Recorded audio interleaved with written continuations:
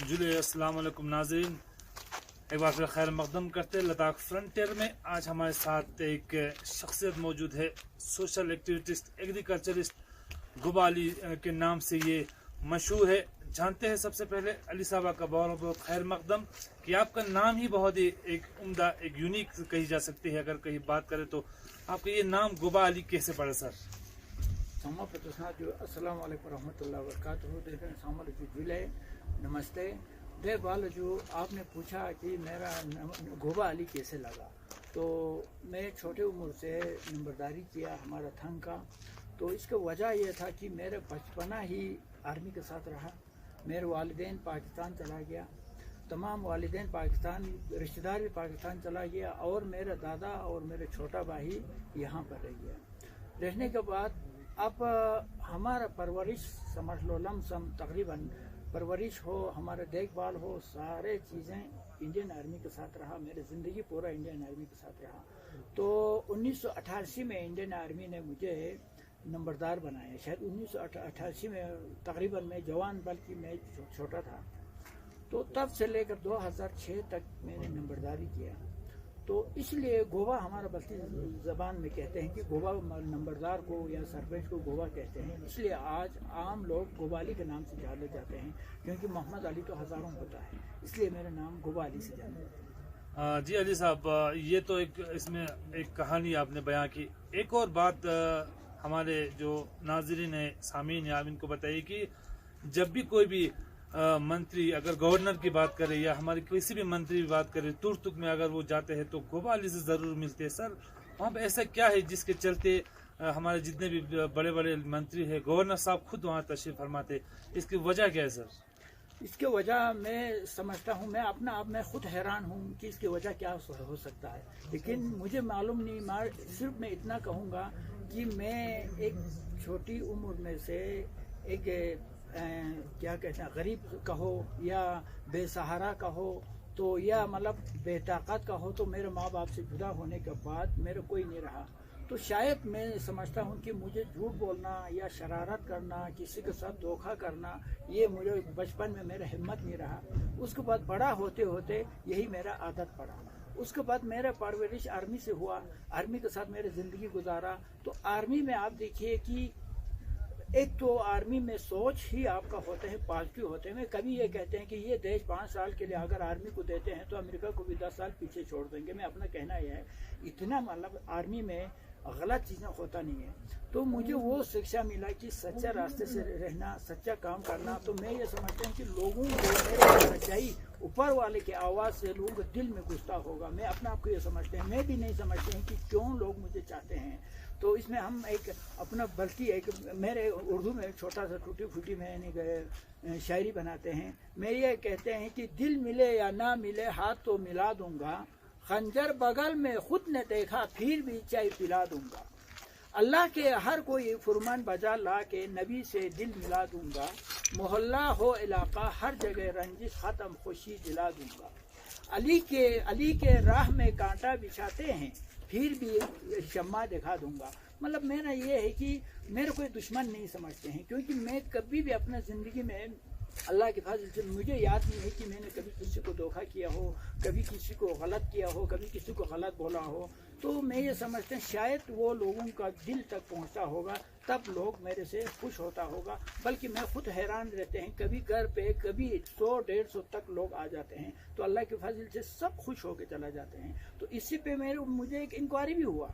लोगों ने कहा कि यार आपके पास इनकम क्या है, आप इतने लोगों को खिलाता है, इतने लोगों को पिलाता है। उमर अब्दुल्ला साहब आया, बड़े लोगों में से, आपको पता राम माधव जी आया। लोगों में सोचते हैं कि इतना बड़े लोगों के लिए क्या खर्चा की होगी, लेकिन मैंने खर्चा कुछ नहीं करते हैं, बस दिल देते हैं। तो उसमें नती बल्ती जो एक शायरी आते हैं, उस पर मैं ये कहते हैं कि स्मी पागोला शेस यांगा लास्ता पचा दुनला दुलदो गशा शेस यांगा लाड़का पचा दुनला हसोला यहाँ मोतिक फंची स्कूल एंड शॉस को दुनगा पोला दुख संगरी सी पोस्टुल एंड शॉस।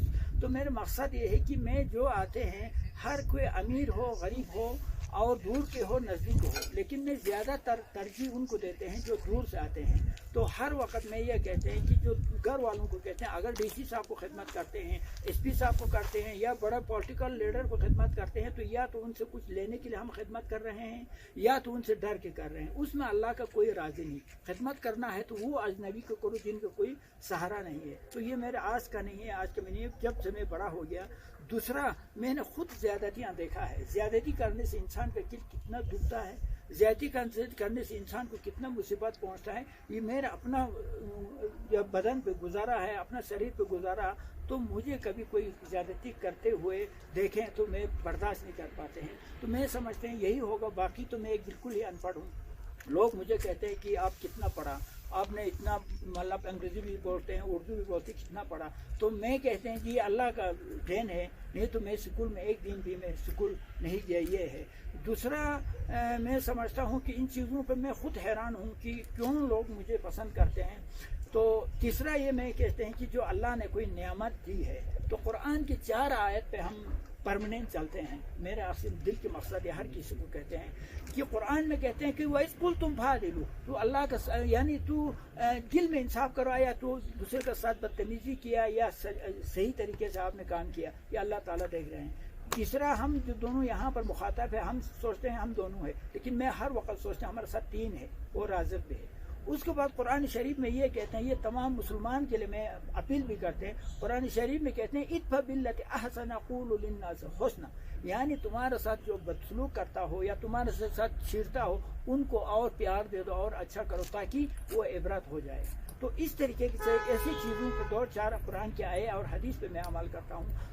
तीसरा ये है कि अतामुरूनन्नास बिलबिर्रि व तनसौना अनफुसकुम, आजकल के में लोग समझते हैं, लोगों को कहता है, खुद नहीं करते हैं। उसमें फिर कहते हैं अमर बिल मारूफ नही अनिल मुनकर, यानी खुद सही करो और दूसरों को समझाओ। तो मैं अपना हाथ में, मैं आपको बता दूं कि मेरे हाथ में यहाँ पर देखिए, यहाँ पर कभी मैं ज़िंदगी में ये नाखून मुझे काटने की ज़रूरत नहीं पड़ते हैं, वो इसलिए नहीं पड़ते, मैं हाथ से ही काम करते रहते हैं।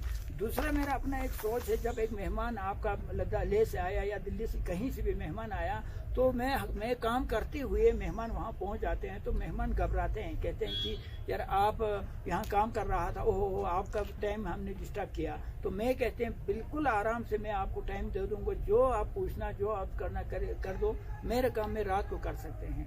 दूसरा, मैं दीन को लोगों का खिदमत करते हैं, कभी मैं शाम तक हिसाब लगाते हैं, कभी मैंने किसी को नाराज़ तो नहीं हुआ मेरे से। मैं घर वालों से पूछते हैं, कभी आपका जरिए किसी को नाराज़ नहीं हुआ। मैं हर चीज़ को मैं ये समझते हैं कि अल्लाह ताला के राह में हम काम करते हैं, ना मैं किसी के साथ अपने। दूसरा, मैं जो खिलाते हैं पिलाते हैं, लोगों को खिदमत करते हैं, मैं ये नहीं समझते हैं कि मेरी चीज़ है, ये चीज़ अल्लाह ताला ने दी हुई नियामत अल्लाह ताला के राह में देते हैं। तो अल्लाह ताला अभी मुझे आज तक तो अल्लाह ने सब कुछ दे रखा है, मैं उस नियामत का शुक्र करता हूँ। हम एक और दिलचस्प बात जो हमने सुनी, एग्रीकल्चरल फील्ड में आपने एग्रीकल्चर फील्ड में एक ऐसा दरख्त आपने ऐसा एक दरख्त ईजाद किया है, तो उसके बारे में बताया जिसमें 2-4 तरीके एक ही दरख्त पे फूल लगते हैं। तो इस बारे में आप हमारे नाज़रीन को क्या बता सकते हैं सर? ये तो खैर एक, या आपने ये कहा तो एक ही दरख्त पे फूल नहीं है, लेकिन मैं कलम पे काफ़ी तजुर्बा करते हैं। तो एक बार मैं हमारे लेह से 4 क्विंटल में ज़मीन मिट्टी लेके गया। वो इसलिए लेके गया कि ले का ज़मीन एक हिसाब से, मेरे हिसाब से ज़रख़ेज़ नज़र आते हैं, क्योंकि इसलिए ज़रख़ेज़ है कि आपका मई या जून में यहाँ सब्ज़ी लगाते हैं या खेती लगाते हैं, जुलाई 2 महीने में वो तैयार हो जाते हैं। मैं हैरान हूँ कि हमारे वहाँ का ज़मीन से ले का ज़मीन बढ़िया है, इसलिए मैं यहाँ से ज़मीन लेके मिट्टी लेके गया, वहाँ पर मैंने रिसर्च किया। तो करने के बाद मेरे कहना यह है, पूरा लद्दाख वासियों को मैं अपील ये है, एक आदमी ये कहते हैं कि फलाना चीज़ हमारे पास नहीं होना है, फलाना चीज़ हमसे नहीं हो सकता है, फलाना चीज़ यहाँ कैसे हो सकते, ऐसे कहते हैं उन आदमी को अपने घर पे मैं बेइज्जती करता हूँ। भैया आपने कैसे कहा, ये क्यों कि कहाँ आया? अल्लाह ताला ने हर जगह के लिए कुछ न कुछ नियामत दे रखा है, लद्दाख के लिए भी अल्लाह ताला ने हर कोई नियामत दे रखे हैं। तो इस हिसाब से अभी आपको उस सवाल का जवाब आपको मैं दे रहा हूँ कि आपने सुना होगा एक चीज़ पे 8, एक तो है मेरे रिसर्च के मुताबिक खुबानी का जो नस्ल है उस पे 8 चीज़ की उनका कलम लगता है वो तो बिल्कुल सच्ची से एक चीज़ पर 8 लगते हैं। उसमें आपको न्योजा लगते हैं, बेमी लगते हैं, आपके पास आड़ू लगते हैं, आपके पास बादाम लगते हैं, और उसके बाद गता से गुलजालू कहते हैं उसको, तो उर्दू में क्या नाम है वो लगते हैं। और उसके बाद दूसरा एक आलू बुखारा लगता है। तो आपका 6 हो गया, खुबा एप्रिकॉट ही हो गया 7, एक और था 8 एक चीज़ पे लगता है। ये तो आप भी लगा सकते हैं, हर कोई कर सकते हैं। इसके अलावा मैंने और एक चीज़ सोचा, कुरान कहते हैं अफला ताक़िलून अफला ततफक्करून, मतलब अफला ताक़िलून अफला ततफक्करून में बहुत ताकत है, लोगों को समझने की ज़रूरत है कि अल्लाह ताला कहते हैं कुरान में कि अफला ततफक्करून, तू अकल क्यों नहीं करता है। इस क्यों में मुसलमान हो या गैर इस्लाम हो सबके लिए एक सबक है कि अकल क्यों नहीं करते। इसका मतलब हमें अकल करना ज़रूरी हो गया। अफला ताक़िलून का मतलब अकल करो कहा तो चलो नहीं करेगा तब भी कोई गुनाह नहीं। मैं समझता हूँ अकल नहीं करेगा तो गुनाह भी है, तो इसलिए उस आयत के हिसाब से मैं अकल करता हूँ, नकल नहीं करता हूँ। तो इसका वजह ये हुआ है, जैसे कि मैंने सबसे जो फिक के बारे में मैं आपको बता दूं, एक अंजीर नामी फ्रूट्स है, तो वो फ्रूट्स मैंने दिल्ली से लेकर आया, आने के बाद यहाँ पर मैंने लगाया। आज अल्लाह के फजल से बिल्कुल ऑल लद्दाख में कामयाब है, मैं कहते हैं सिर्फ हमारे इलाके में नहीं। दूसरा आपने ये पूछा कि आपका बहुत सारे फ्रूट्स है, उसमें मैंने एक टेक्निक बना रखा है कि जैसे गार्डन में आपको सारे फ्रूट्स देखना हो तो पूरा गार्डन आपको घूमना पड़ेगा।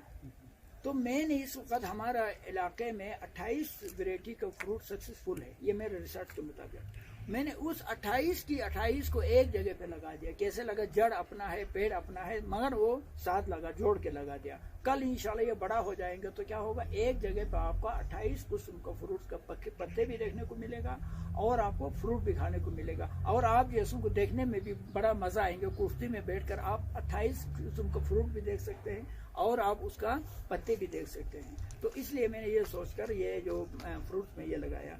दूसरा, मैं हर वक्त रिसर्च करते हैं कि कोई पेड़ ऐसा है कि उनको रेतीला ज़मीन चाहिए, कोई पेड़ को थोड़ा पत्थर मिक्स चाहिए, कोई पेड़ को चिकनी मिट्टी चाहिए। तो मैं उस चीज़ों पे भी मैं रिसर्च करते रहते हैं। और दूसरा जो हमारा साइंसदान, हमारा साइंटिस्ट एग्रीकल्चर हार्टिकल्चर ले में बहुत आया हुआ है, लेकिन मैं उनसे भी अपील करते हैं कि दिल्ली में जो आपने डिग्री लेके आया, तो मैं समझता हूँ ले में हमारा कोई काम का नहीं है। मैं समझता हूँ डीसी बनते हैं, बड़े अफसर बनते हैं, वो क्यों बनते हैं कि इनके पास तमाम नॉलेज आ गया, तब उनको हर टेस्ट में पास हुआ तो वो बन गया डीसी, मतलब हर टेस्ट में पास हुआ तो डीसी बन गया या आईएएस या जो भी बन गया। मैं समझता हूँ जब आने के बाद तो कुर्सी पे बैठता है, सारे टेस्ट जो पास हुआ है गौरव पे कोई बताते नहीं है। तो मैंने एक बार कही मीटिंग में भी मैंने कहा, हमारे डॉक्टर बन के आते हैं हॉर्टिकल्चर में या बड़े बड़े लोग बन के आते हैं तो बस कुर्सी तक महदूद रहते हैं। मैं समझता हूँ कि ज़मीन पे जाके करो ना। अगर वो डॉक्टर साहब ज़मीन पे काम करता तो एक उस गरीब पे क्या मजाल है, डॉक्टर साहब तो ज़मीन पे काम कर रहे हैं तो मैं क्यों ना करें। तो मैं समझता हूँ लद्दाख में जितना साइंटिस्ट, जितना बड़े लोग आते हैं, तो मैं समझता हूँ इस लद्दाख के लिए सोचना है। तो पाकिस्तान में भी मैंने एक फ़ख्र किया, मैंने कहा बड़े बड़े तकरीब में मैंने कहा देखो हमारा लद्दाख एक ऐसा लद्दाख है क्योंकि 11,800 का हाइट में है, लेकिन आज दुनिया के नक्शे पे आया। उसको वजह मैंने कहा बोला, वजह यह है कि लद्दाख में एक तो इत्तेफाक है, एक तो इत्तेहाद है। दूसरा, लद्दाख के इंजीनियर हो, डॉक्टर हो या पॉलिटिकल लीडर हो, अमेरिका लंदन जाके ट्रेनिंग करते हैं और लद्दाख में काम करने के लिए आते हैं। वजह यह है आज लद्दाख में हर कोई डॉक्टर हो अमेरिका जाते हैं और लद्दाख में काम करने के लिए आते हैं। ये हम फ़ख्र के साथ कह सकते हैं। तो आपको पाकिस्तान में क्या करते हैं कि पाकिस्तान में ट्रेनिंग करते हैं, फिर आप लोग दूर चला जाते हैं, मतलब एक शिकवा के हिसाब से मैंने कहा था। आज मुझे देखने को मिलते हैं कि कोई साइंटिस्ट हमारे लद्दाख का आज तक हमारे पास नहीं पहुंचा। तो मैं अपील भी ये करते हैं कि ज़मीन को मती बढ़ती तरह ब्रुक से ब्रुक स्टेन से, ये ज़मीन पे बैठना भी है, इस ज़मीन से उठना भी है, यही मेरा कहना है। अली साहब, एक आखिरी सवाल, अब थोड़ा समय लग रहा है, आखिरी सवाल उन जवानान के लिए अली साहब जिन्होंने अभी पढ़ाई अभी होनी बाकी है और बहुत से बच्चे ऐसे भी हैं जो एग्रीकल्चर फील्ड में पढ़ाई कर रहे हैं। अब उन जवान के लिए एक जैसे मैसेज कही जा सकती है उनके लिए क्या कहेंगे कि लद्दाख में आकर आप एग्रीकल्चर के फील्ड में क्या कर सकते हैं और उनके लिए क्या आपका मैसेज क्या होगा सर? तो उसमें ऐसे जी अभी आपने जवान का कहा तो मुझे एक फारसी के शेर याद आते हैं। फारसी में कहते हैं जवान मस्ती पीरान सुस्ती खुदा रा के परस्ती। उसमें मैंने अपने बस्ती में ट्रांसलेशन किया, फ्रुआख लाख आंखों में दुख से नसो फ्यां से जवानियों क्या खोरन दूसरे न सो क्या से रगा से ना क्या चिल्लाते दूसरे ना क्या से। तो उसके बाद पढ़ा लिखूं को मैं मेरे वो तो समझ पढ़ा लिखूं के लिए एक तोहफा दे रहा हूँ। वो कहते हैं इल्म ज़ेर बुर्बिया ना फेतमेन दुगलंग अशार गोस्पत इनमुन नज़ारमोनी ज़दरुल बियास नामी तक खरी थोस्पत इल्म लक्ष्यस किरियां योतना कौम पाकिदान गोस्पत।